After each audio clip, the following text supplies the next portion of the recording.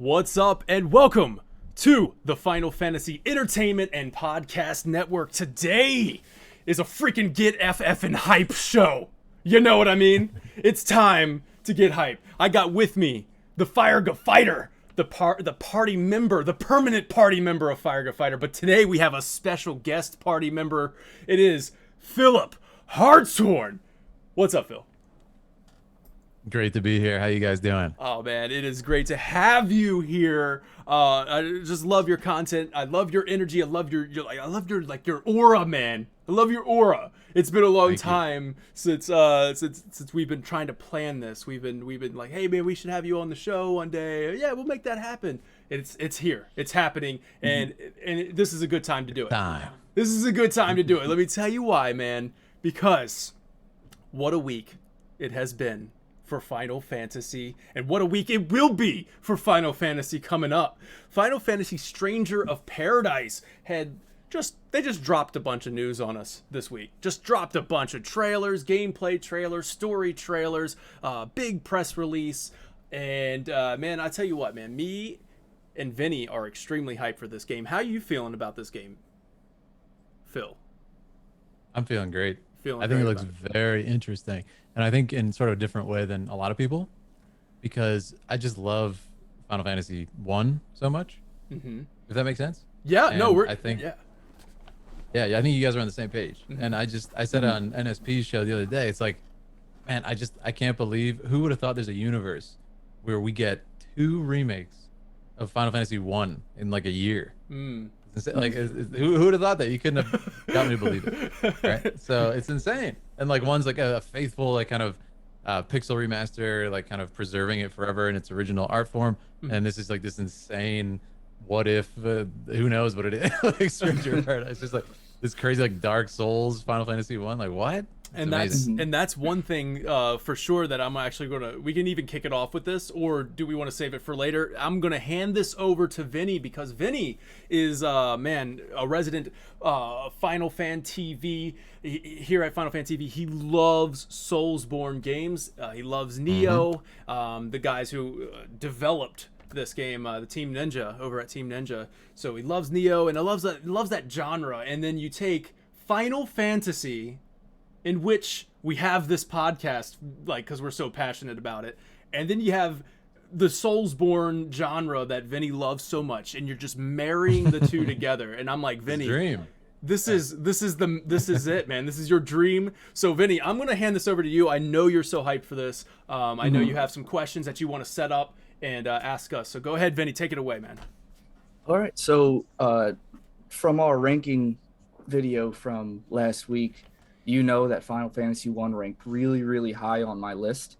And a lot of people who have played Final Fantasy 1 or know about it are probably like confused as to why Final Fantasy 1 is so high up on the list. And Final Fantasy 1 just has a lot of layers to it.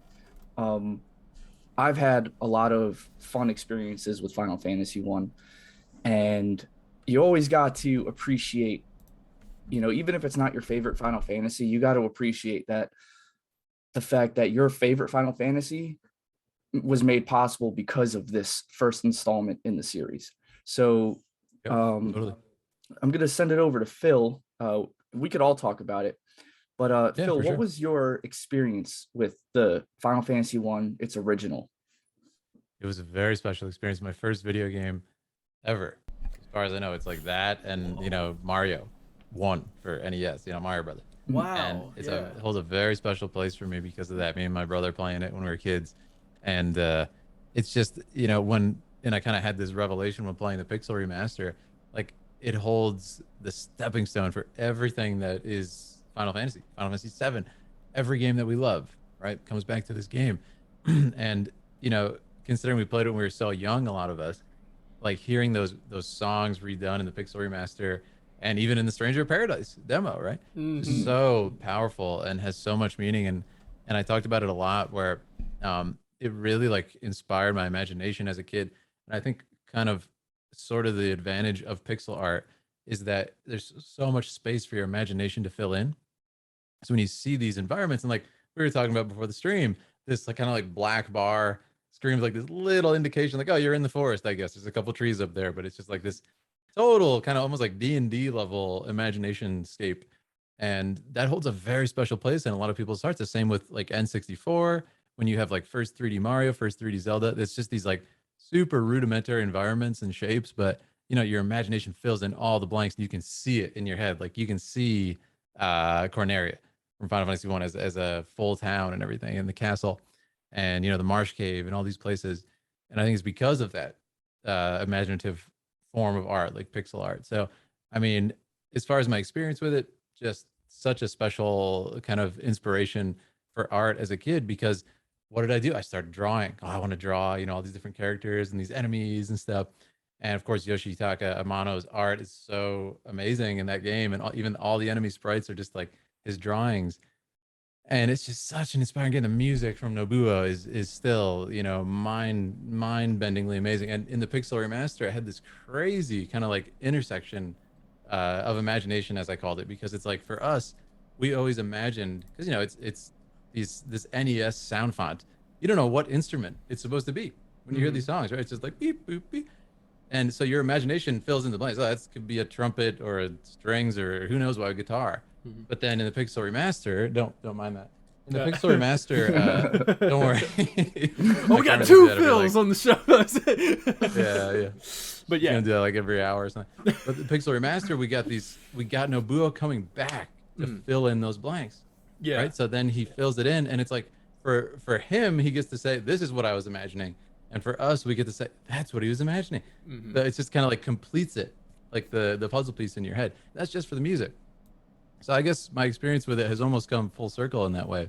And then when you play, like I always tell current FF fans who got into the later ones, you got to go back one day and play like FF1, FF2, 3. Like they're so integral to what FF became in the later years. And you can see all those building blocks so clearly and so meaningfully. Back in those days. So yeah, very special experience with it, I would say. That's awesome. I had no idea it was your first video, like one of your first, if not the first video game that you played. What and a lot of what you said really kind of I echo that with, say, like a game like Final Fantasy VII, where like imagination starts to just bloom from that game. Same thing, yep. Where you just kind of want to draw things, and go out in the yard and freaking active time battle, nothing, just you know what I mean? I did that too, man. So that's amazing. I love that.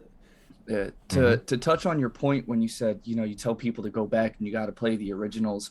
When I tell people that, I always get like, oh, I know that they're good, but I just can't deal with those graphics and stuff. And I'm like, yep. You played Pokemon, right? You played Pokemon Red, Pokemon Blue. They're like, yeah, I love those games. If you could play that, you could play Final Fantasy 1, especially their newer iterations, the Pixel Remaster or Dawn of Souls for the Game Boy. Yeah. Like with the Pixel, there's really not an excuse to not check them out. At least play the first hours and just get that vibe. See what it was, see where it came from. Right. I think it's very important. To like briefly touch on that, Vinny, just because like we obviously went in depth with it last week during our ranking and stuff, but just to briefly touch on it, man, more encouragement for people to play, and then also kind of to complement Stranger of Paradise, which is going to be a difficult game. Final Fantasy 1 is pretty difficult if you're not prepared. And I love that it gives you this, it gives you the world, and it's like, go find out what you need to do rather than hold your hand and guide you through the thing. It really just like, it's like, go find out, go ask around. You're the character. Would you ask people like where you need to go? Yeah, go ask some people in the town. Go do that. We're not going to tell you what material or not material, sorry, what magic to buy, what equipment to buy. It's just like figure it out. I remember famously my cousin like gave us his FF1 because he was like older. Me and my brother were like, it was certainly the first game I played, not the first game I beat. We famously were like, my cousin Scott, like, what do we do? Like, we saw him at like a family dinner or something, and like, how do we beat this game? And he was like, he wrote on a napkin like the most innocuous, like vague tips, like the worst tips. And it was just like, go to Marsh Cave, kill wizards. And we're like, well, we know that. Okay. We can't do it. That's the point. So it was hysterical. But yeah, I mean, it is like an impossible game for a child, like you can't grasp. We were talking about it before the stream. Like now, what an RPG is, especially a JRPG. you know, you got to get the best equipment, you got to train up, you got to go to the town, go to the shop, get the best spells, get some gil, spend it. Like as a kid, you're just wandering around like, this is cool. What do I do? Yeah, right. I'm trying to figure. I just want to beat it. So yeah, it's a tough game.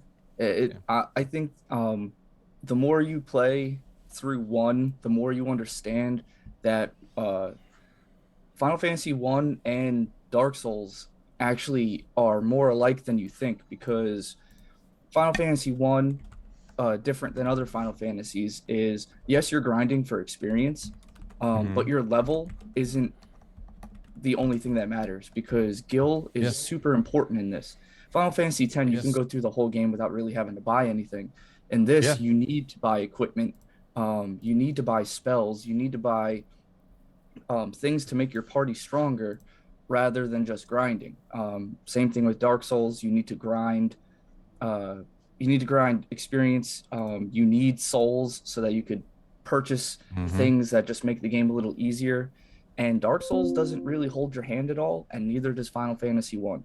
You run into an enemy that looks like a spellcaster, and he's doing an obscene amount of physical damage to you, and it's just trial and error, just like Dark Souls is. And I love that about Final Fantasy 1, and how Final Fantasy 1 rewards exploration just like Dark Souls does, because some of the most powerful spells are hidden behind, you know, these trees in towns that you're like, I wonder if I can go this way, and then you go that way, and it's this path that leads you to a magic shop, and you're like, oh, there's Flare, like I should probably buy that since it's so hidden. So I like how Final Fantasy 1 and Dark Souls already have so much alike, and somebody definitely noticed that and was like, let's run with that idea, because they do it, I think, pretty flawlessly with Stranger of Paradise. Nice. I agree. So Daniel, I agree completely. I know you're playing through Final Fantasy 1 right now. What is have you beaten Final Fantasy 1? Yeah, in the past. Yeah, I've beaten Final Fantasy 1 in the past. It's been a long time. So like being able to play it now is kind of like, that's why I'm messaging you like, Vinny, oh my god, I don't remember freaking, you know, this game being this difficult. Like I need to go grind for a while, and you really do. And and we're doing this as our as part of our replay of the entire series. So we started back at 1 like Brian McKnight, and we're going to go from there, and we're going to give our review after every game. So I'm writing down notes, and one of my nitpicks for Final Fantasy 1 right now will probably be that there's a lot of grinding involved. But go ahead, Vinny. I'm sorry. Well, so Final Fantasy 1, whether they meant to do this or not, actually has a lot of things that make grinding easier. So there's a little bug called the Peninsula Glitch, which is actually in multiple Final Fantasies, which kind of makes me think that it's intentionally done, maybe not.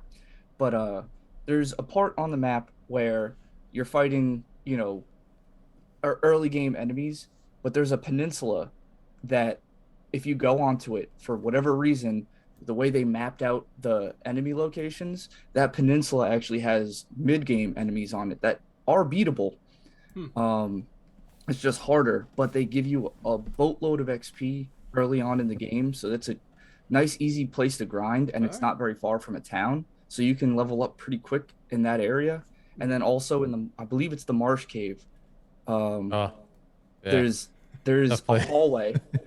There's a hallway called the Giga Giant Hallway, where it's maybe about 10 tiles long, but every step gets you into a random battle with a Earth Giant. I think it's actually the Earth Cave that has that.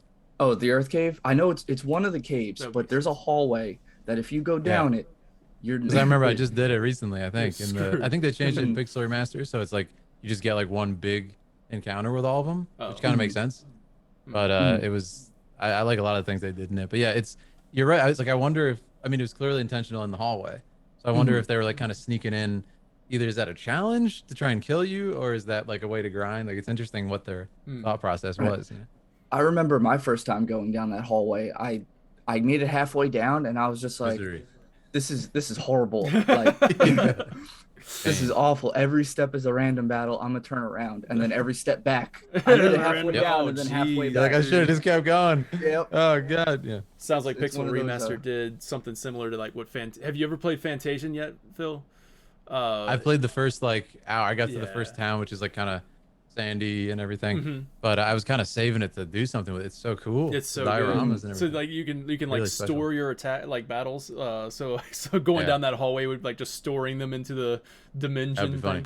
thing. But all right, let's get Well, back on that topic. Let's get back on topic. Sorry. So, my first experience with Final Fantasy One Mhm. was, it was a bittersweet experience because I went into playing Final Fantasy One straight from playing Final Fantasy Four.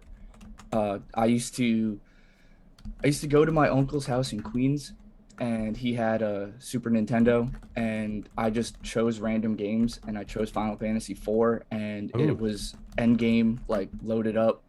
And Oh. I was just fighting bosses that I had first Final Fantasy, I had no idea what I was doing. I just That's really so thought funny. that the spells and the summons, the animations looked so cool.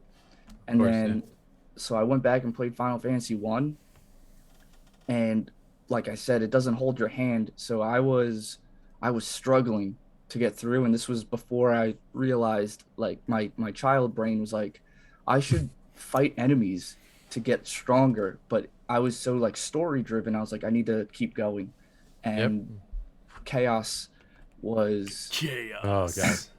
chaos was Chaos. I'm sorry. he was everything was I don't want to say simple. Now it's simple for me, but everything was adequately challenged, and then you get to chaos. Chaos. Every time you And- hear the word chaos, you have to say it. It's a thing. Right. He was 10 times harder than fighting all the bosses at the same time. Like he just He's so Was- ridiculous. Yeah. right. Mhm. And so then, fast forward years, I play Dark Souls, and Dark Souls is what got me into doing challenge runs. And then I decided to go back and play Final Fantasy One with one white mage. And One white mage, not even four. yeah. Wow. Well, so I did four. My shining achievement is just doing it with one, but That's amazing. Daniel actually saw glimpses of my Final Fantasy Final Fantasy One 4 white mage playthrough, where it took me Jeez. I think it was about, what was it, 45 minutes to fight 3 Giga Giants. Yeah. This is like Wow. I kept sending How him long did screenshots. how long did the whole file take The whole file? to beat it? It must take Well- like 100 hours. gotta bring that up. It- Man. It took a few months. I was playing it on my It took phone a few at work. months. It took a few Months? months. Yeah, because Oh, you're next level, man. You're next level. well, I love. You're gonna like doing my these Dark challenge Souls runs. story a lot. That's all I have to say. But I think my shining Final Fantasy VII achievement was getting Cloud to level 99 before the Scorpion tank. Because Wow. I Did was you grind, just like forever. just grinding. Yeah, I apparently long did it hate take? myself. How long did it take? A whole summer of night and day playing because I had nothing better to do. Well, there's a That's whole actually kinda story to that though. There's more to the story. Like if you There's got to be a story that there. you yeah. shared in Yeah. one of the Yeah, I went through a bad breakup and I didn't want to see anybody, so I just stayed in my house and played Final Fantasy VII because it's what gave me comfort. And then I was going through and I got to the Scorpion tank and I was like, I wonder if I can get to level 99 here. And then I just ran with that for the entire summer. And What a boss. some into, like, I think I missed the first week of school for it too. That's nice. This guy's committed. I like the commitment. He's like, But, I have a greater purpose now. School Well, means nothing. I thought I would achieve Nirvana if I did it, and then I wouldn't need to worry about school. So Did you? The question is, did you? Did you? no, I did not. I hit level 99. Thought we found it, and- guys. Yeah, Nirvana is tucked away in a save file on my PS1 memory card.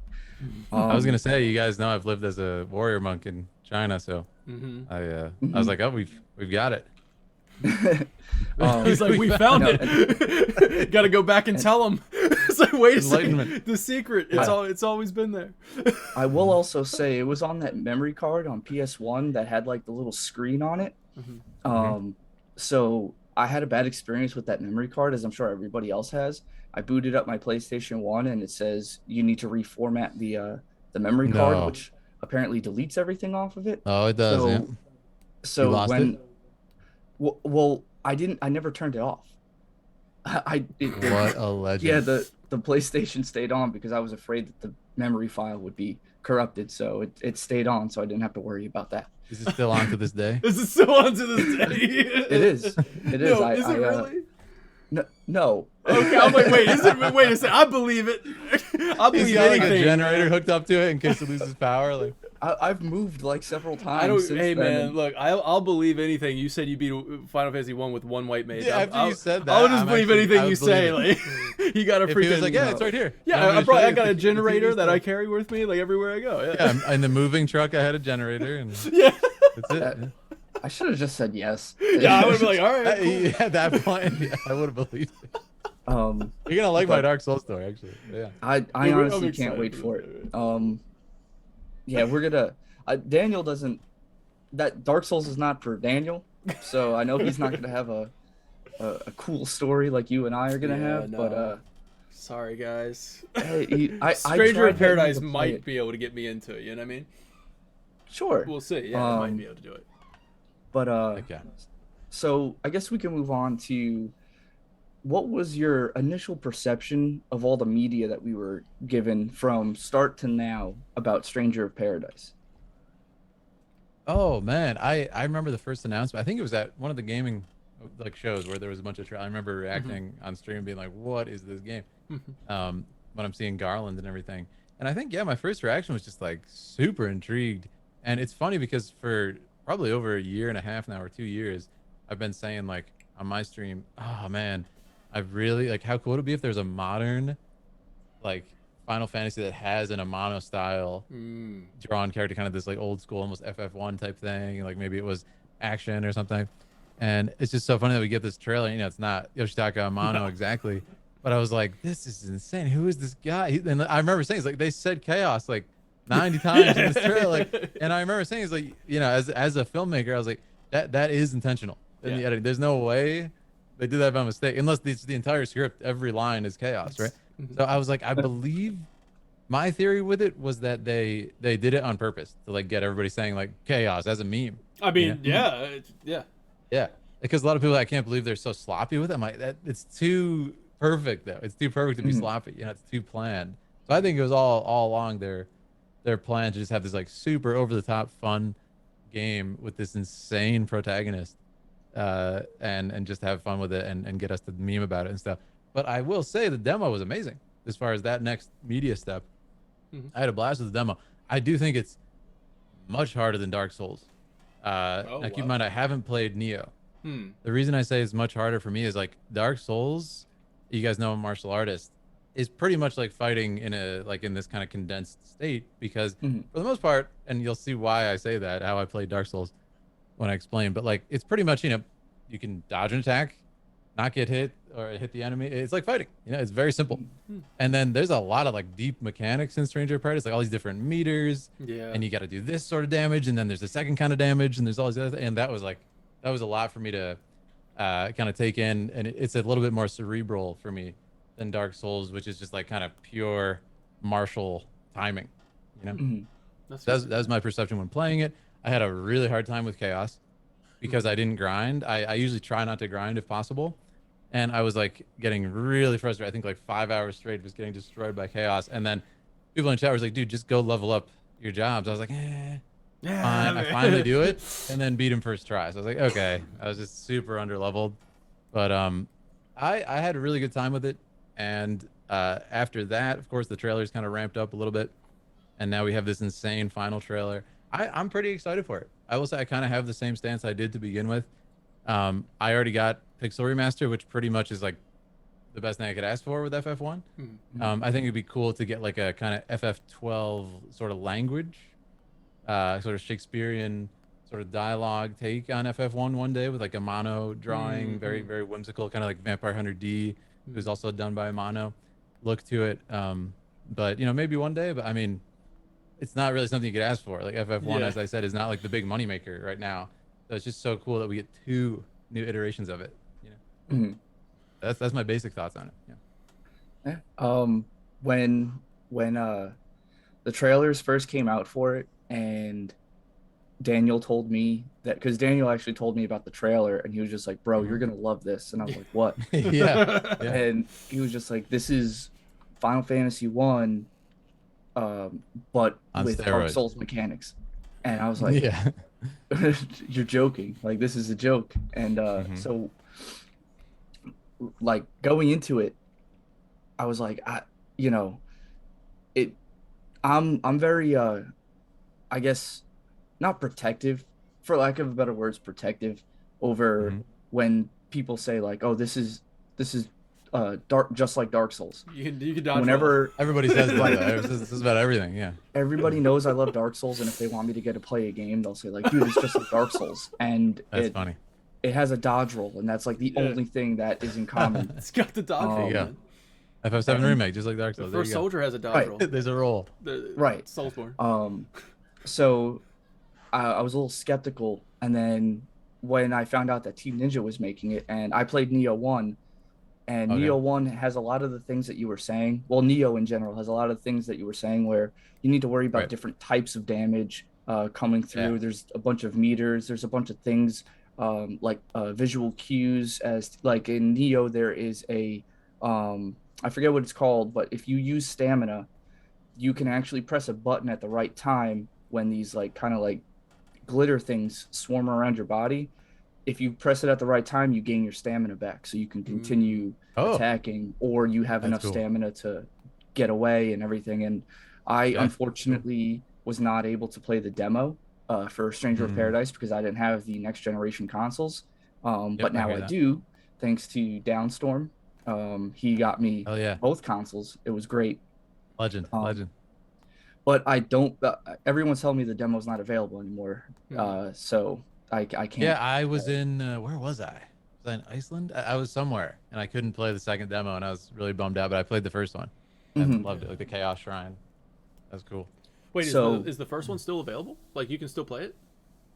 The first trial? I'm not sure. I mean, if I have it downloaded, but I don't know if it was like deleted Oh, from okay. existence. I thought you. Okay, never mind then. I thought you said you had. Never mind. All right, so yeah. so like when I saw all of this media for it, I started off skeptical, and the more that they released, I was like, this could work. Like this could, like they have the correct developer.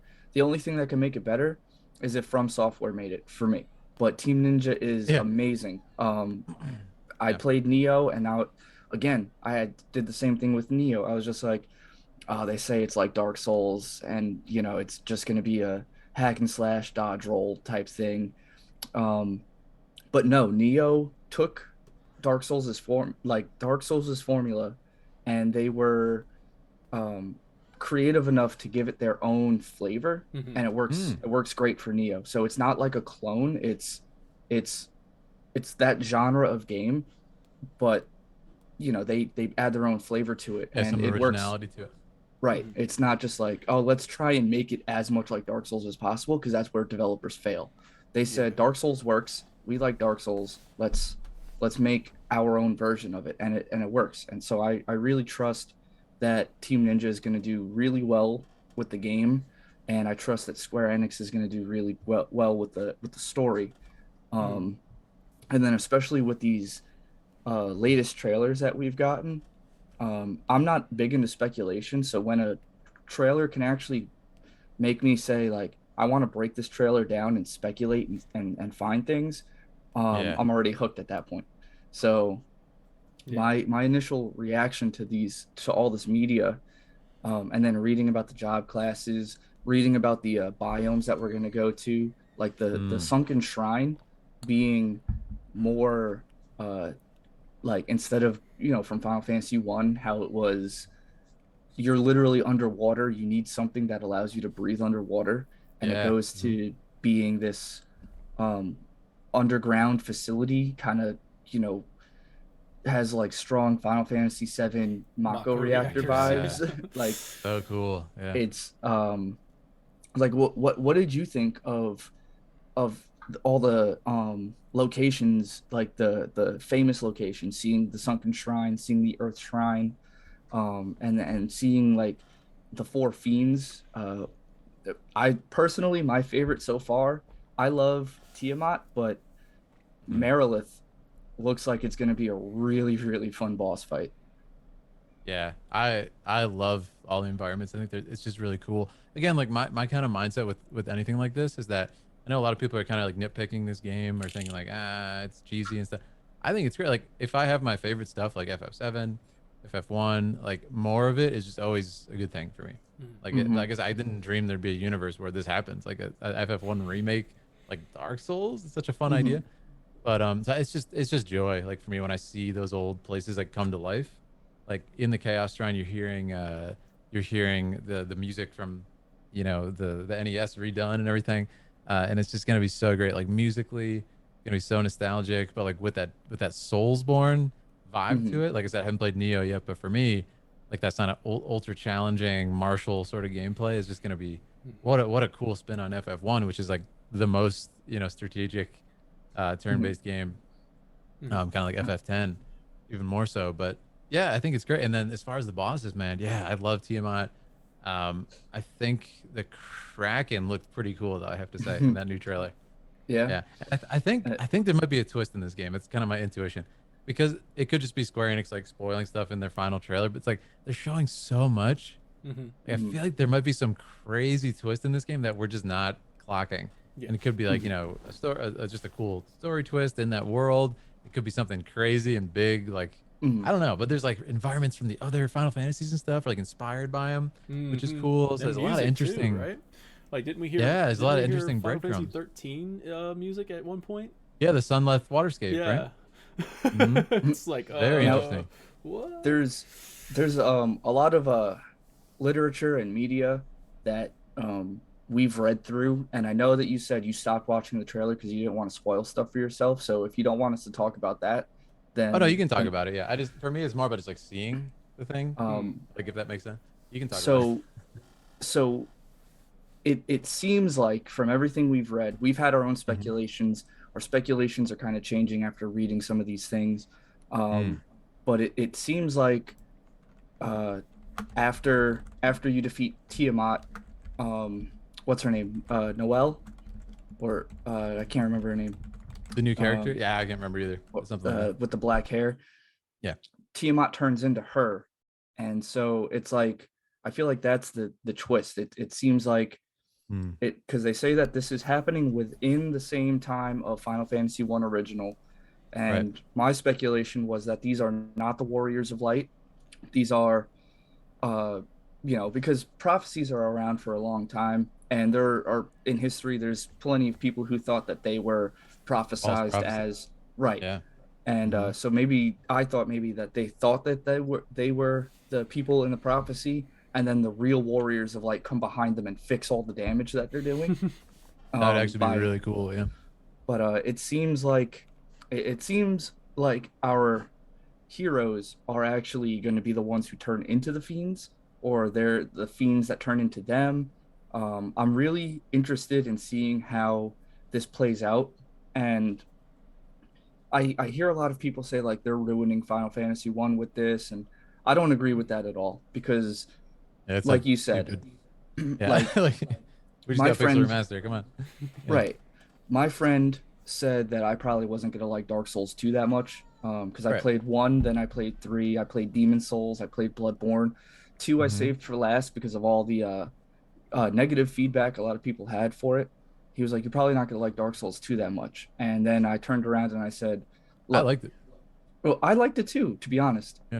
There were some things I wasn't a huge fan of, like the adaptability stat, but Hmm. I was like, look, more Dark Souls is always a good thing. Whether I like it or Yeah. not, more Dark Souls is always a good thing. And Dark Souls 2 doesn't make it so that Dark Souls 1 gets uninstalled from my Yeah. Your console, memory or something. Yeah. Exactly. So even if I don't like Stranger of Paradise, which doesn't seem likely at this point, I still have Final Fantasy 1. You know, I don't have Yeah. to I don't have to, you know, play Stranger of Paradise over and over and over again and be like, I have to play this. I kind of have to jump on that, right? Because like I do want to Mhm. kind of like defend in a way, if I can be the voice for Mhm. them as well, to the point as if this game, let's just say Final Fantasy 1 to them is the way that Final Fantasy 7 is to me. That's where I have to kind Right, of right. think of it, right? So where then it's like, oh yeah, if Final Fantasy 1 is this game that somehow like it connects with you on so many different levels, this is your favorite game of all time and all this other stuff, then I can kind of see where people are starting to feel like, okay, why is this guy wearing headphones in my Final Fantasy game? Like, why, why is he carrying around cell phone? What is this character? What are you guys doing to Final Fantasy 1? I get Yeah. that. Like, I really do understand where they're coming from. Mhm. But I mean, like, you also got to take into consideration like some of the interviews that we've already seen. Like, so let me see if I can quote this one. I actually do have it. It says, this is from Nomura being like just straight up saying, quote, Stranger of Paradise is not a direct continuation to Final Fantasy 1's story, but a story inspired by it, end quote. So like, Yeah. then That's just what I was gonna say. Like it's another studio too. Like Neo, Mhm. what's the studio? Team Team Ninja. Ninja, right?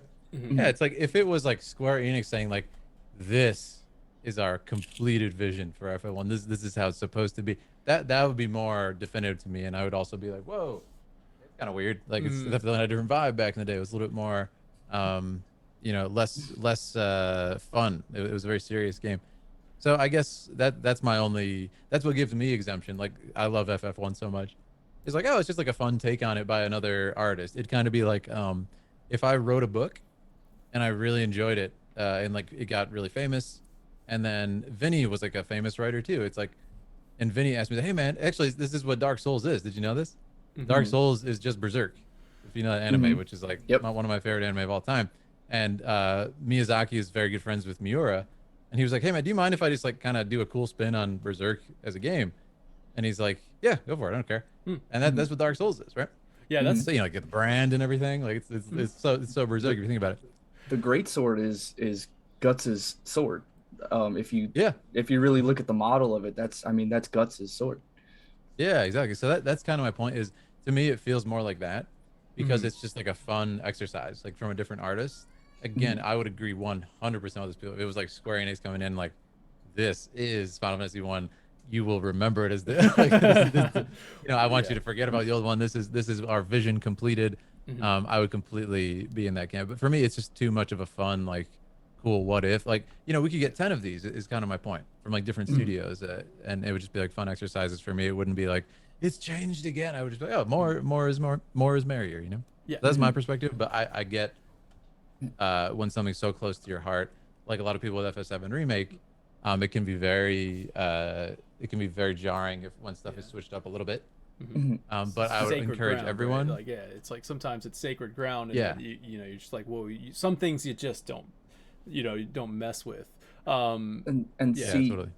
I I understand that or point as well. Hmm. And Hmm. if Square Enix was like, we're pulling Final Fantasy One original off the market, you can no longer get it anywhere, and Stranger of Paradise Yeah. is now the canonical Exactly. Final Fantasy One, I'd be like, okay, like Yeah. that's wrong. But I'd be like, you've gone too far. Yeah, yeah. Mhm.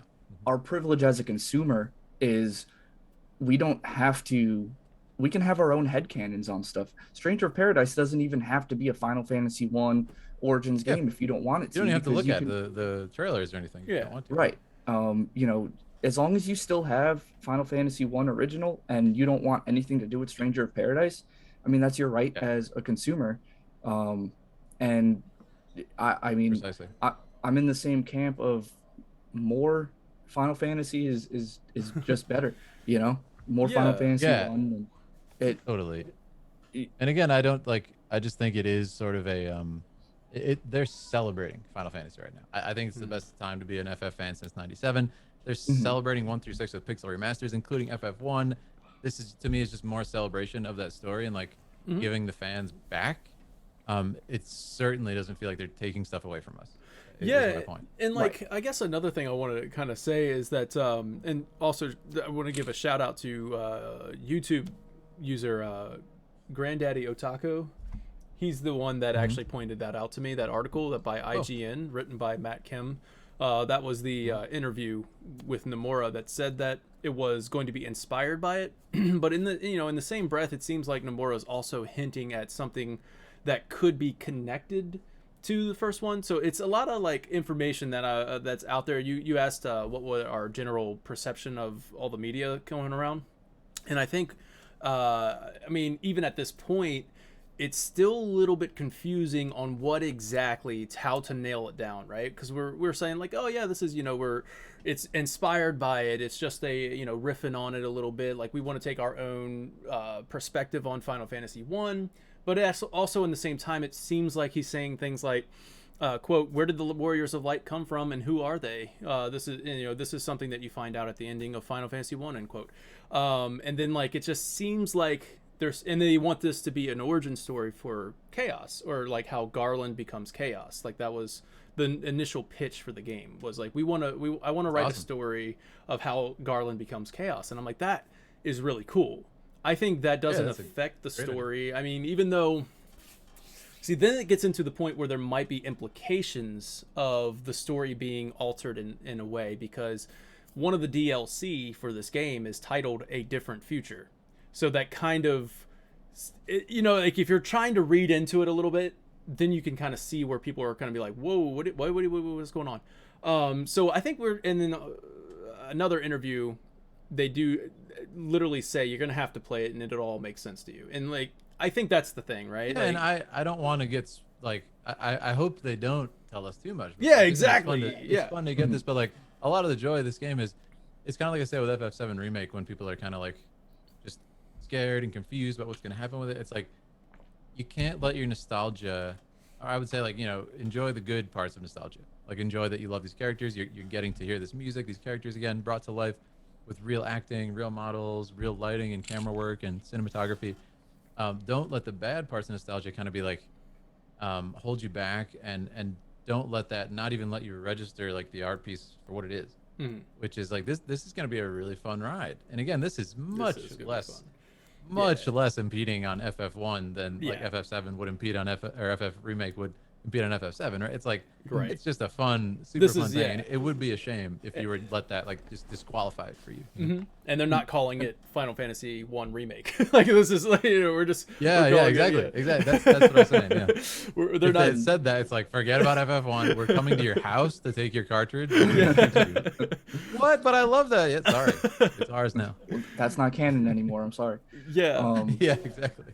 But I mean, so I see a lot of like fan theories on different Final Fantasies, and no one. I saw a fan theory about how Final Fantasy IV is actually 1,000 years before Final Fantasy VI, and they're in the same universe. And that's fun. The people of Final Fantasy IV actually become the espers of Final Fantasy VI, and it's like, okay, that changes a whole lot for the for both games.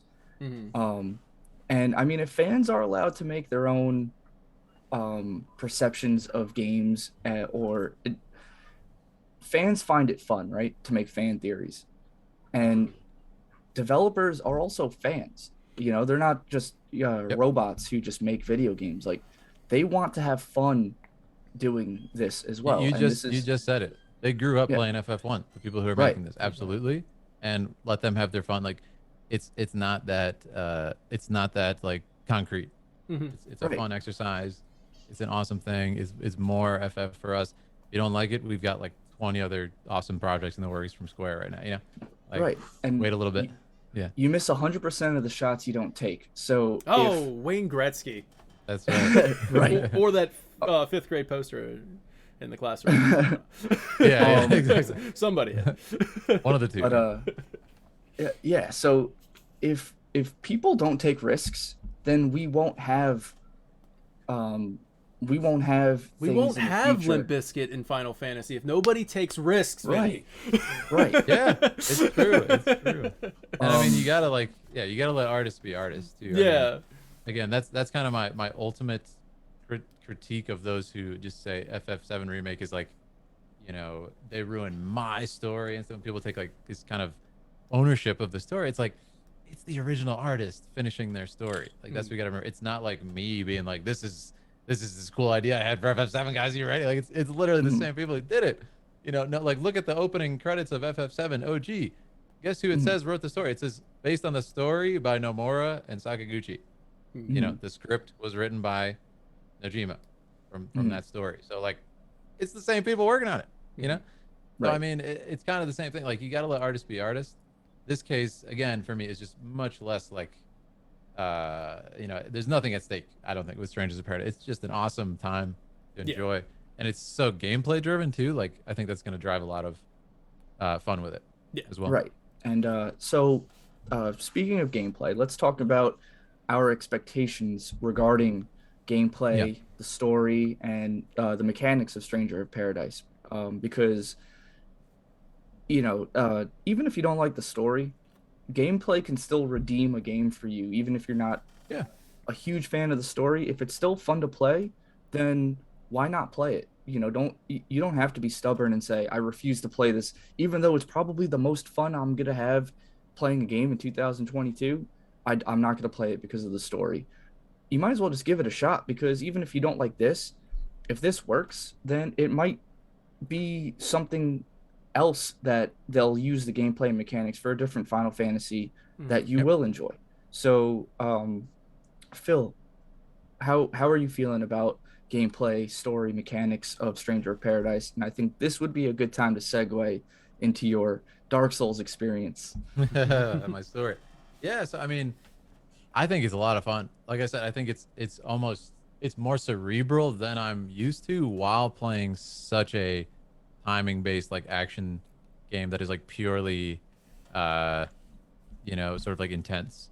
It's very sort of with the different meters and stuff. So that was actually quite a learning curve for me. But again, I like didn't grind, and it certainly helps to fight chaos when you know Hmm. got like a couple jobs or dragoon or whatever. So that was kind of my experience because I'm used to Dark Souls, but I think the gameplay is really awesome. And this was like that first build where it looked really ugly and stuff.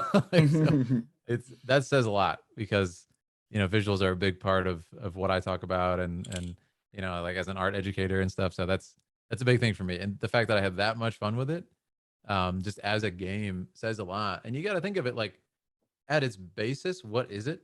It's we get to relive FF1 as Dark Souls or Neo, whatever you want to say, and it's just awesome. Like it's just a great opportunity, and I'm super grateful for that even existing. And I get to share it with people, and you know hear everybody's opinions on it, talk to you guys about it. It's all just a privilege.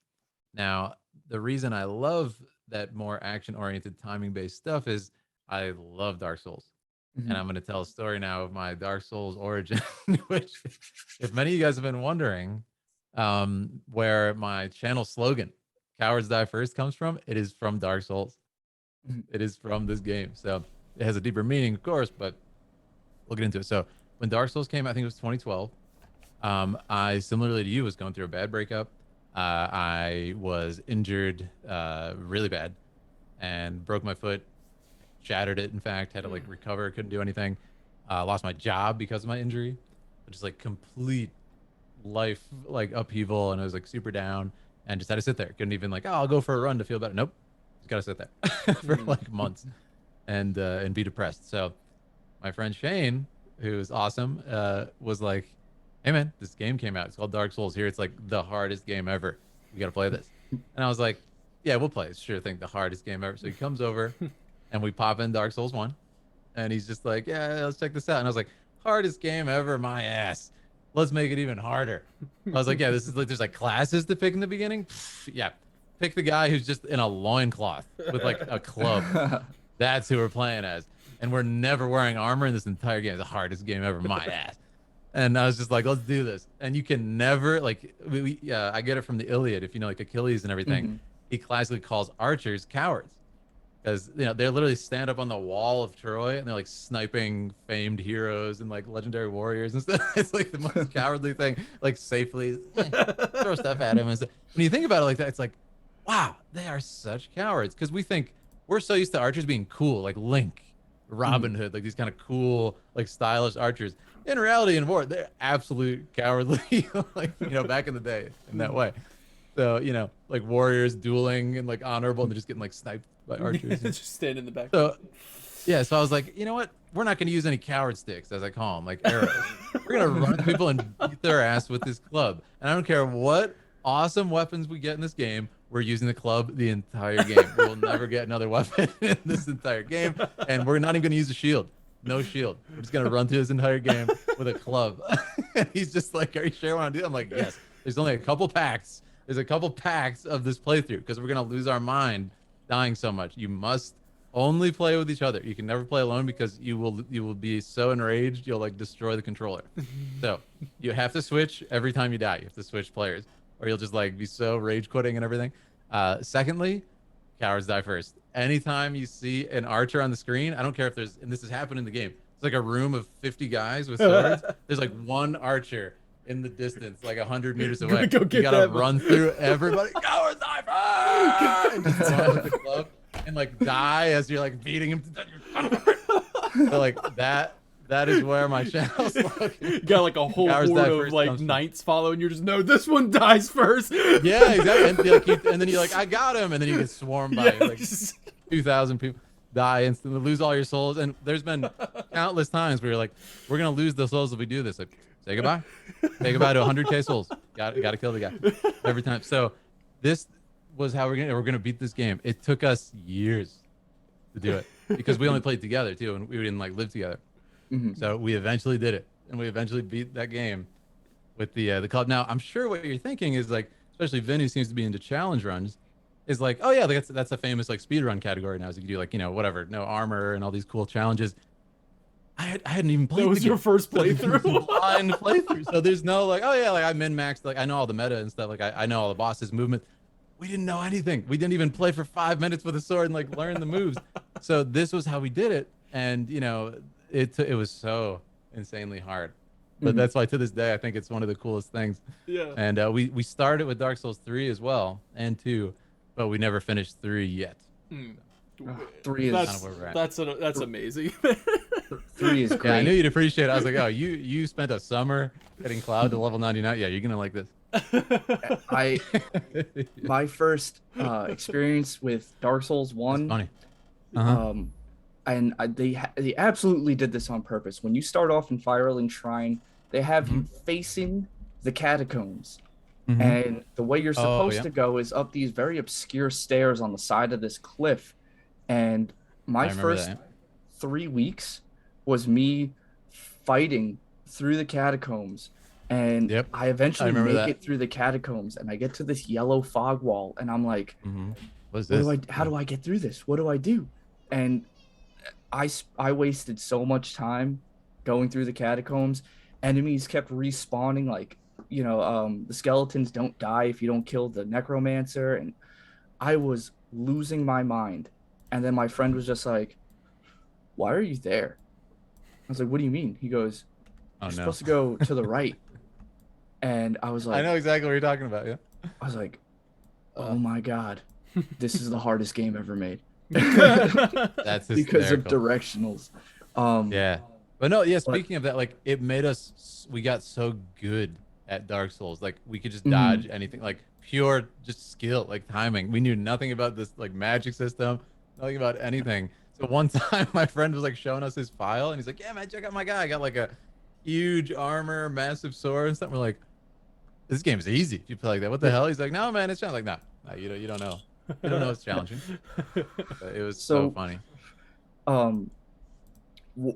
I know that it's not made by From Software, but Neo took a lot of what made Dark Souls great, and they used it themselves. One thing that anyone who's played Dark Souls 1 would recognize is that the game is very it's very direct in the sense of one bonfire could be the bonfire for many different areas because of shortcuts that you open. Yeah. So that that made the map feel very big. And then when you find that you're going through all this stuff for like an hour and a half, and then you eventually make it back to you open a shortcut, and then it's that same bonfire, and you're like, It feels so wow, connected. right, Yeah. everything just feels so connected. Um, Neo Fantastic does a level lot design. of that. That's probably the best part about Dark Souls is great level design. Like Mhm. it's so fun to see each new area and like it's so exciting and new. And one thing about the level design, it also is that you could be in the catacombs, and you could just walk past this cliff and look down and be like, oh, that's Lost Isolith down there. Like I can see other areas from this area. Like everything is connected in a way that like you could see the places that you're going to go next, or you could see places that you have already been to and be like, I know exactly where that is because I've been Yeah. there. And the I really hope that Stranger of Paradise has that same mechanic, same level design, where it's, um, you know, like you might be heading to the marsh cave, but you could see things in the distance, like, Right. that's where I'm going to be heading next, or you see this great bustling city in the distance. You're like, I know I can go there. Like Hmm. these level designs are great. I'm really curious about that. How they're gonna Mhm, do the world because it's like it seems like it's probably gonna be like a level that you walk into More and like do, mission and based, then right? like Yeah. yeah, and then like load somewhere else. Which I agree with Vinny. That would be so fun Mhm. mhm, if we get to like do Dark Souls style where it's all connected. But I don't know because it's a huge world in FF1. mhm, Like there's oceans and stuff. So I'd be very impressed if they pull it off, and I hope they do. But mhm, that's been one of the things I'm most curious about. It's like, what is it going to be like? Can you walk mhm, from Corneria like across the bridge, or is that just a cutscene? mhm. Who knows? Be Um, soon. so another thing about Dark Souls, which I more so discovered doing challenge runs. So my most recent challenge run with Dark Souls, I've Mm-hmm. done many challenge runs in Dark Souls 3. I did a Captain America playthrough where my only The weapon shield was a only. shield. Yep. Yeah. Awesome. Um, I did a Hawkeye playthrough, so that was coward sticks only. Um, Oh, that's got to be hard though. it Oh is my in god. Dark Souls 3. You start off with Coward 30 stick. arrows, and Yeah. you have to fight Luix Gundyr with those 30 arrows. They don't replenish, so if you mess up, you got to start the whole Oh, game over, which isn't terrible because he's within the first 5 minutes. But right, right. my little strategy was I parry him, whip out the bow, hit him a few times, and then continue. Just That's amazing. parry, hit him with some arrows. Um, and then my favorite challenge run in any Souls game is I always go through and I play Soul Level 1.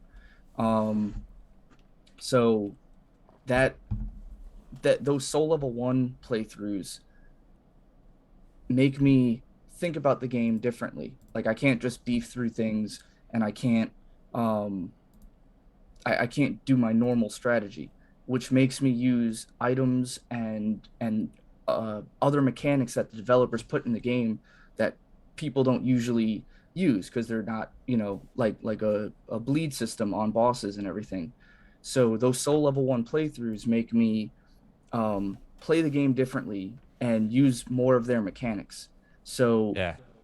with Stranger of Paradise, the I want to know how many mechanics that they're going to have in the game to allow for different play styles. These challenge runs make you use poison, which is, you know, pretty weak compared to other play styles that you could choose. So, like, are they going to have builds where you can amp up on like lightning damage, or just just mechanics that you might not use otherwise? Hmm. Like how are they going to incentivize you to use mechanics that other people might not? And like what type of mechanics are you most looking forward to in Stranger of Paradise? I would say learning that system better because like I said, that was definitely new to me, kind of the Neo side of the Soulsborne sort of formula. I'm really looking forward to that.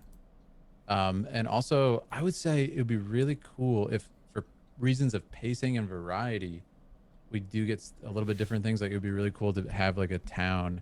You know, it'd be awesome to walk around the castle and talk to people, walk around Corneria, go to shops and stuff.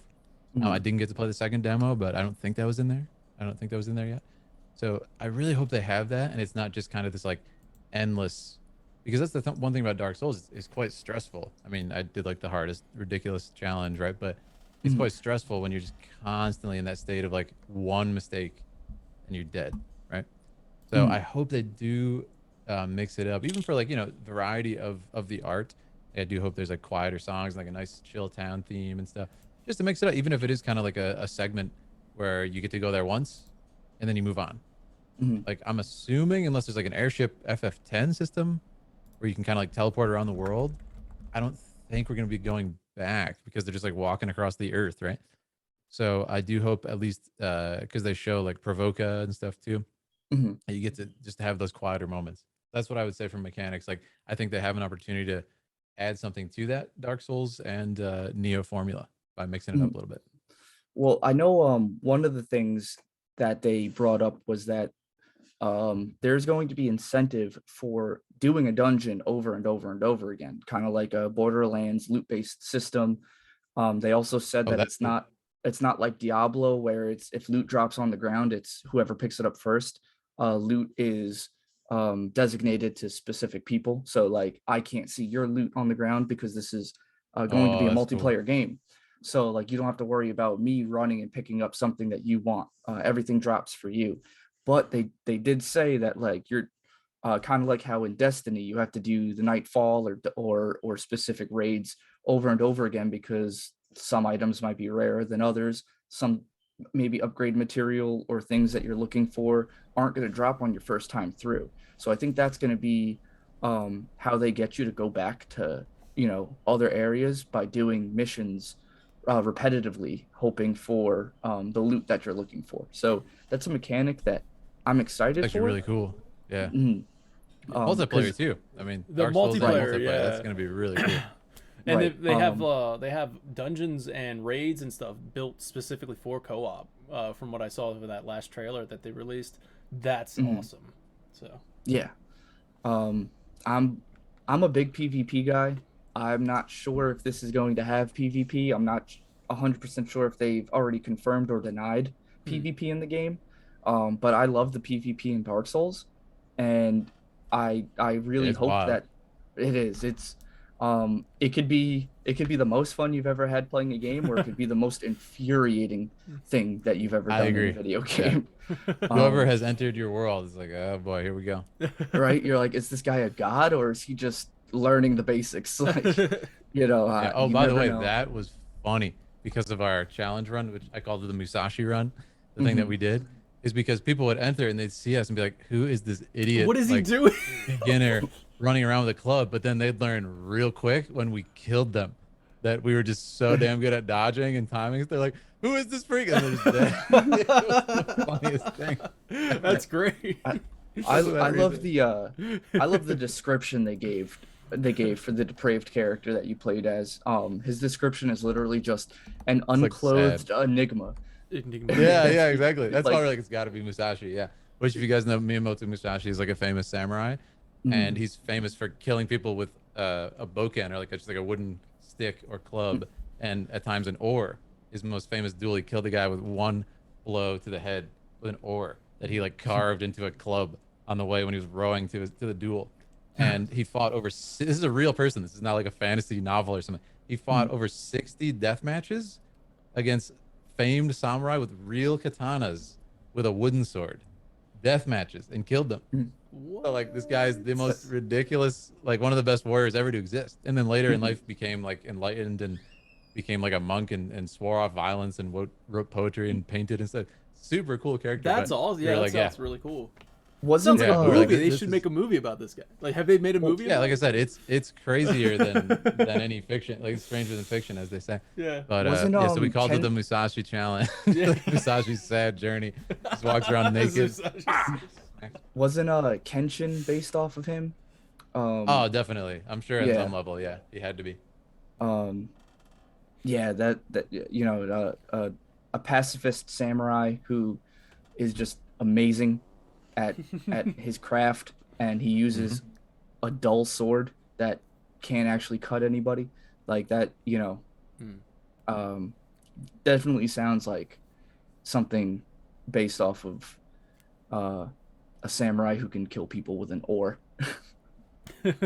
Yes, it's absolutely incredible. And the thing about Musashi that's cool again is like he was like a brute. He's like a human, like an inhuman monster when he was young. Just like he killed his first person when he was 13. Oh my god! And it's like this famous samurai who's like a legend. He just like anyway kills him, in like the middle of town. It's insane. You can't. And then he like went and trained in the mountains with like a club and just kept like fighting people. So anyways, Wow. that's probably based it on him. Just look up the Book of Five Rings. Okay. Is probably one of the most famous martial texts in existence, and he wrote this. Musashi, you can read through it, and it's mind-blowing, like martial philosophy that you can apply to your life as well. And also, like I said, he became like a very peaceful person in his later life. So it's kind of this like amazing character arc for this real person. Right? Stranger than fiction, man. They should make a modern movie on that. Yeah, definitely. And then I'm sorry, like, did you want to talk more about FF7? Dude, like, sorry if we kind of just like brushed over it real quick. No, so like, I guess we're gonna get through Stranger of Paradise. I don't know how much time you have. Right. How much? Like, I'm good. Yeah. What? Yeah, I got time. If you okay. Want to Cool, go over cool, stuff, cool. like, happy to talk again. Yeah. Go ahead, Benny. Yeah, love the show, guys. Love the show. Thanks, man. So, Daniel, do you have any expectations regarding gameplay mechanics, or do you want to move on? Yeah, no, I got I wrote some stuff down like from the an Inverse.com interview with written by Hayes Madsen. The game's producer Jin, excuse me if I say this wrong, Fujiwara, says, quote, and this is for the I guess this is actually on the future, right? The future of it. Never mind. I'm sorry. This is for the future of like Final Fantasy and where it could go. But he says, quote, if there is such a great popularity, sure, Stranger of Paradise will have some effect on the numbered titles or the mainline titles in the future. But we're not in it to sort of change the mainline titles. The mainline titles have their own audience, and their spin-off titles have their own audiences as well. So I think he's like, that was kind of one of the questions was going to be like, how will it impact the future? I had put it right there. My bad. But I just kind of wanted to say that now because it does kind of go back to what we were talking about earlier, how he's like assuring people that this is a spin-off, so don't worry about it being a mainline thing.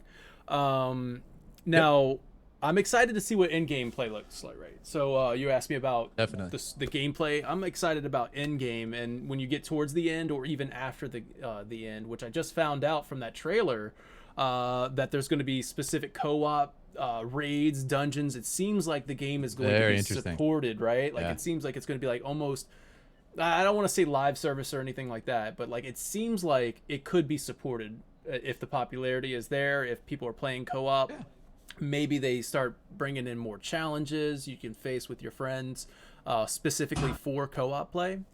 I think that's really cool. I'm excited to see how the game functions because we did get the trial, and the trial allowed us to level up and stuff like that and experience some of these jobs. But what happens when you max out that job? What happens when you get the next job and then the rumored quote more, I think, not quote, I'm sorry, but it was more powerful jobs are available or hidden. Like they hinted at that in one of their Twitter posts.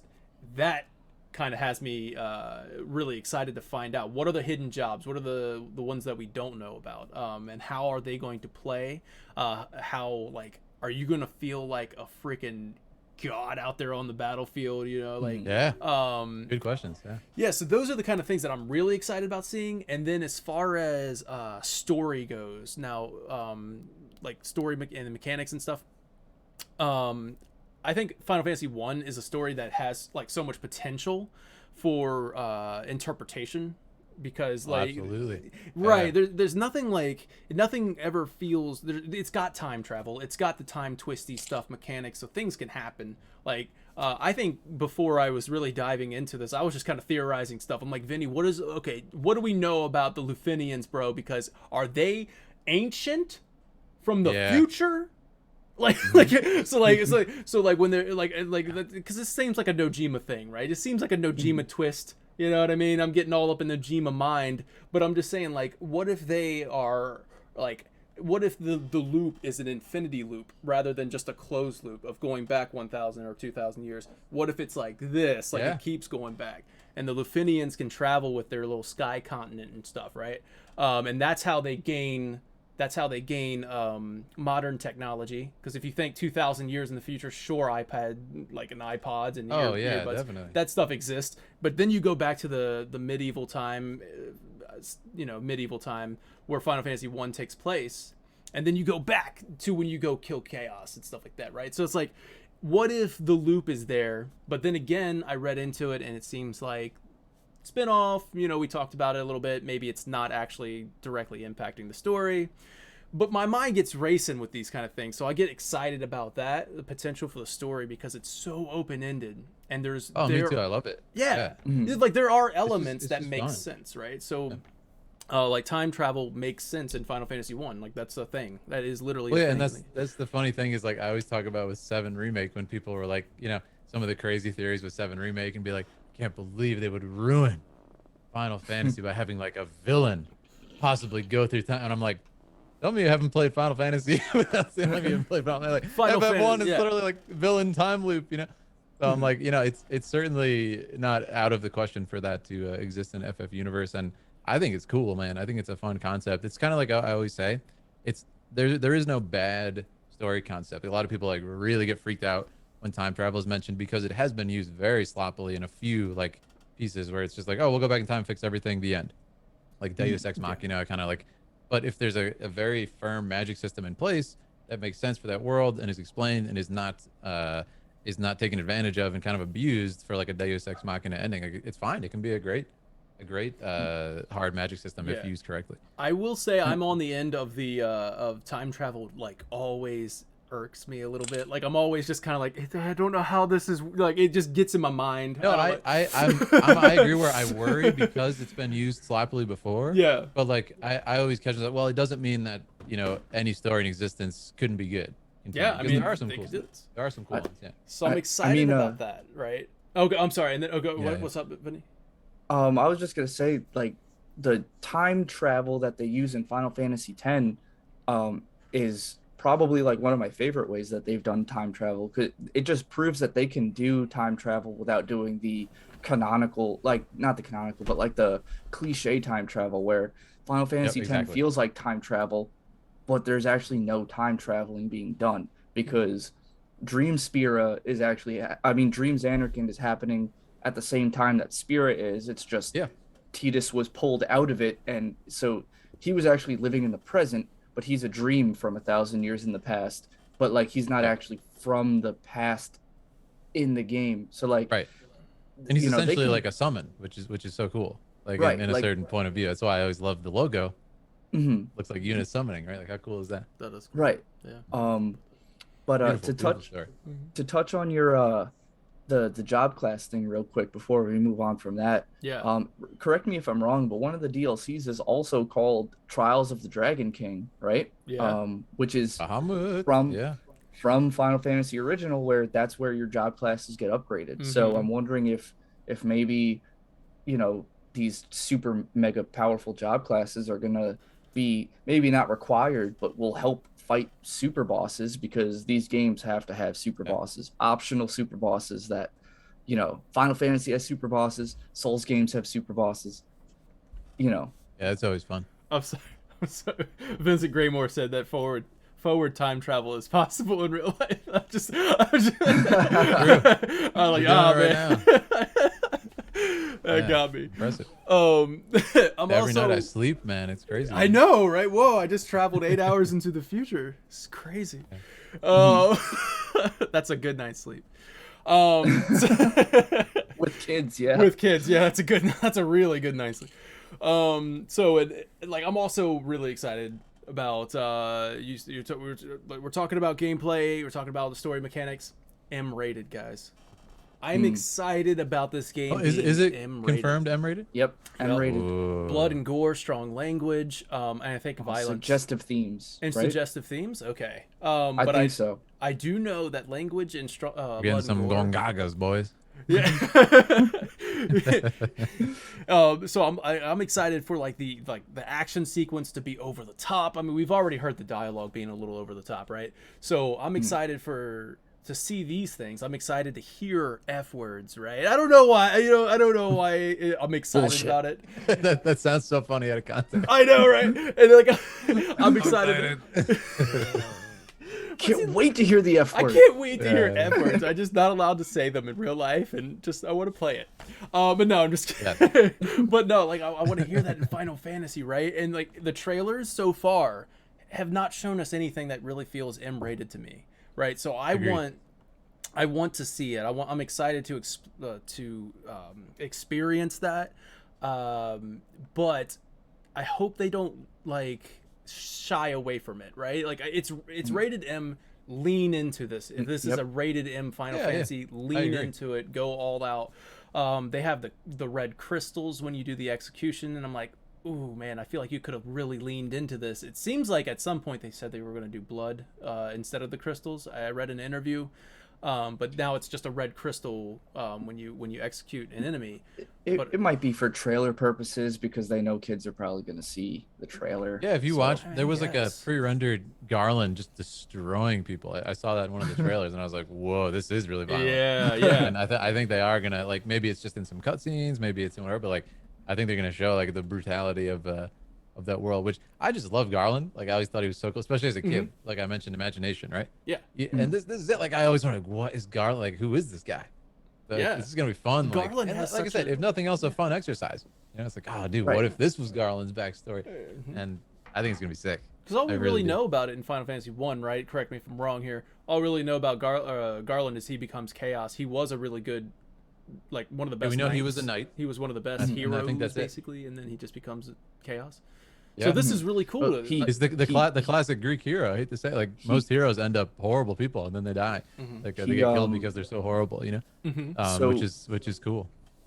From what I can gather from the original, is that he was the best knight. He was the king's knight. He fell in love with Sarah, the princess. She was forbidden to marry a lowly knight.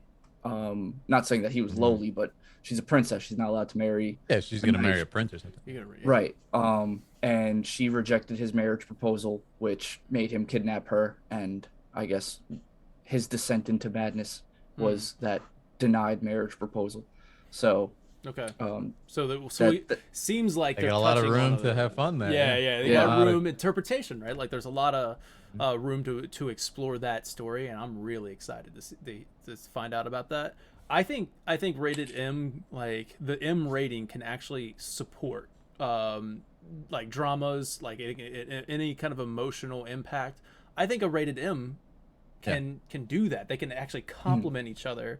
But then again, I'm also just really excited for it to support the campiness of the game. You know, like they've already shown like this. You know, like I'm excited about that in itself, right?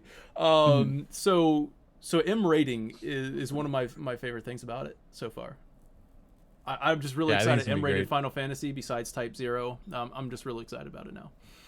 Yeah, and again, it's kind of like I said in the beginning. It's just a fun space for them to experiment, have fun with the story, and you gotta look at it that if you're really kind of like put off by this project, just look at it as that. It's a fun exercise by artists, and you don't have to play it if you're not into it. But it's just, I mean, again, what world did you think we get a like high fidelity FF1 world that we could walk around in and fight like the four fiends and stuff? Oh It's my so god! cool. And then, dude, at the end of that trailer, showing the classic bridge scene with the title, the Yeah. bridge title scene, dude, It's great, right?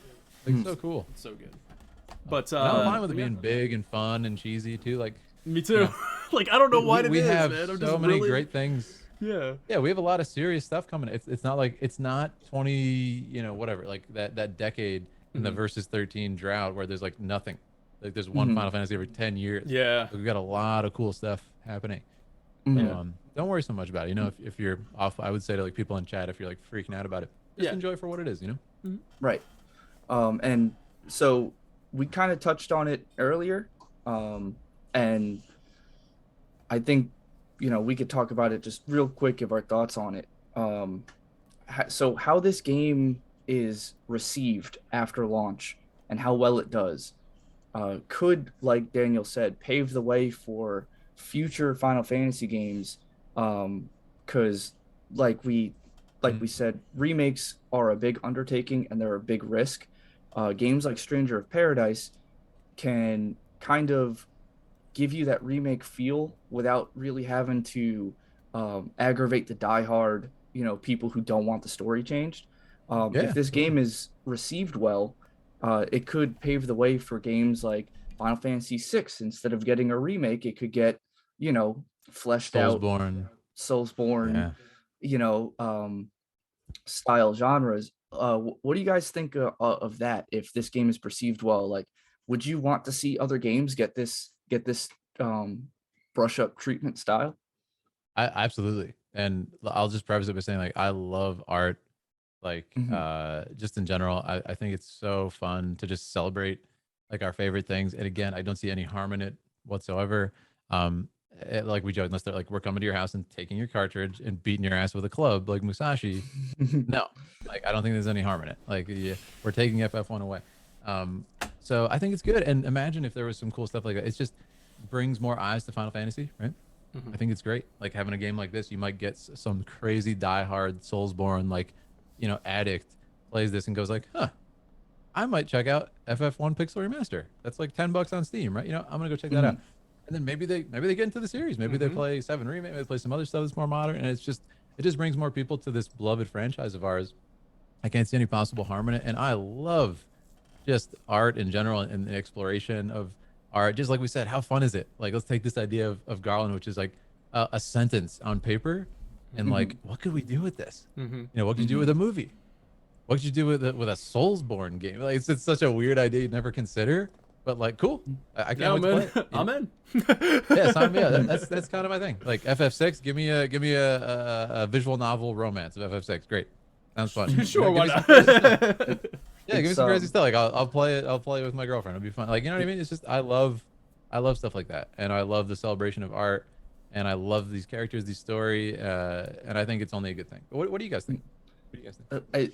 I like what you said about like Garland is basically like a sentence on paper, because it reminds me of one of my favorite things to watch. Have you ever watched those 2-sentence horror stories where it's like a No.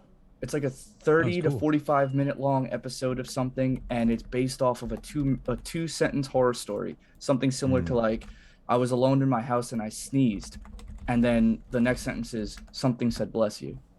And it's like, just like 2-sentence horror stories where it's like, you're alone in your house but something said bless you after you sneezed, and they make like it's, you have so much room to evolve that. And the imagination is especially for horror, is the scariest thing. Like when we talk about old, if you want to get into like old horror film and sort of suspense film and stuff, it's largely a lost art nowadays with the advent of like splatter films and stuff, because you just don't have this, like, not showing the monster is 10 times worse for your imagination. Like, you think of the worst thing possible. And I guess that's my point with Garland is, I'm sure all of us as kids, I know I did, like I said, man, how I started drawing is I would draw like Mario characters and Final Fantasy characters. When I was Such a contrast. I was I like love 4 it. years old. Yeah. Yeah, I was like 4 years old. I was like, let's go. Yeah, what a contrast, right? Yeah. And it's like for Garland, as you're a kid, it's like, wait, Garland was a good guy? That's so crazy. He kidnapped the princess. And I got this whole story in my head, man. I got this whole entire like dramatic, like legendary fall of a hero and stuff. And it's just because we don't know it. Right. So I think it's cool that nowadays we have the freedom for them to explore that. And it's just, again, that's why I think it's so fun, because we couldn't have that back in the day. I'm all for this sort of thing. Yeah. I'm cool with, like I said, Final Fantasy 1, like open to interpretation and all this other stuff. If this is to go on and like kind of impact the series, or at least the spin-offs side of things with Final Fantasy, obviously I want to play it first and make sure, like, okay, yeah, we're on the right track. But I'm really excited for Stranger of Paradise. But if they were to go on to, Final Fantasy 2, let's say they want to explore the Emperors, right? Like they want to explore the Emperor's backstory. Let's hear about FF2 is a cool story too. Like that would make a great. I know, game. right? Thank you. It's a sad, tragic world. It's so disturbing. Like, It would make a really good Can SoulsBorne you game. imagine Dark that? Souls is Yeah. like everybody talks so depressed, like there's no hope for us. That's That's Final Fantasy 2. Yeah, it's literally FF2. Like everybody's just like we're screwed. yeah. We're gonna die, and people do die. Yeah, And and that's they FF2. do. That's the thing, man. The Final body Fantasy count 2 is high in that game. Yeah, Final Fantasy 2 Yeah. gets this bad rep sometimes on rankings, and it's always like near the end of people's lists, and I'm like, God, the story love though, it, too. guys. I love like the story triumphs here. You guys need to play I it. love it. So Yeah. if they were to go on and do a Final Fantasy 2, Final Fantasy Origin, and call it something else, so like Final Fantasy Origin becomes its own series. So Final Fantasy Origin, Emperor Mateus or whatever. So you get to kind of, or it'll come up with a better name. Oh, can you imagine if they did that like villain origin? Yeah, That'd be dude, fun. right. So Could you getting to imagine experience Kefka's? Emperor. Well, I was just gonna say, play as Kefka. Play as Kefka. See now, Oh. but see, here's the thing, right? And this is very important to me, and I know a lot of other people. So if they are to continue to do something like this, and I totally 100% respect Phil and saying that like art, like I want this expression of art, go ahead and mess around with it. But I do say that if they are to continue the spin-off series, I wouldn't want Final Fantasy 2, the Emperor side of the story, if it's not his, like if it's a side, like a side story that doesn't really affect the game. Like I want to see a canonical Emperor story, and I'm kind of hoping that Stranger of Paradise is a canonical Garland story. Like I want that's what I Me too, want. yeah. So if they are to continue on with the Final Fantasy Origin series, I would love to see that. Like I want to see it actually, like this is what you didn't see on screen, or just like give me a remake of Final Fantasy 2 with soul, or with this style of gameplay. I would love that, with this action style. I don't want anything that ends up. And I mean, I don't know how Sakaguchi feels about this, right? Like, I don't know how the original creators feel. They might be all about it, all on board, like Phil. Like, they'd be like, yeah, go ahead, mess with it. Sure, you do what you want with it. It's over. Yeah. But I wouldn't want it to be disrespectful, right? Like, I wouldn't want it to be like taking absolutely. the story that he created and then changing it. Like, that just, I don't know. That's what I think, becomes iffy. I think the perfect crossroads for this is probably like a food for thought. Really cool take on it that is still like, it's clearly another studio doing it, but if nothing else, like now if we were to play this game and then play FF1 Pixel Remaster, you're gonna be like, whoa, like it kind of just like, that's so cool, you're thinking about stuff, and it's just giving it more, it's not gonna ruin the game, it's not gonna change thing, but it might just give a little bit of cool backstory to it. And I do hope it's very successful in whatever it sets out to do story wise. Same. I do hope, like I said, it was kind of a meme to play up all the weird, wacky parts of the game in the trailers. Right, yeah, Get people like, what is this insane game? It worked. Yeah, we're all talking about it. And everybody's tweeting Jack and Chaos and everything. So Yep. I think it's great, and I do hope they're successful, because I agree with what you just said.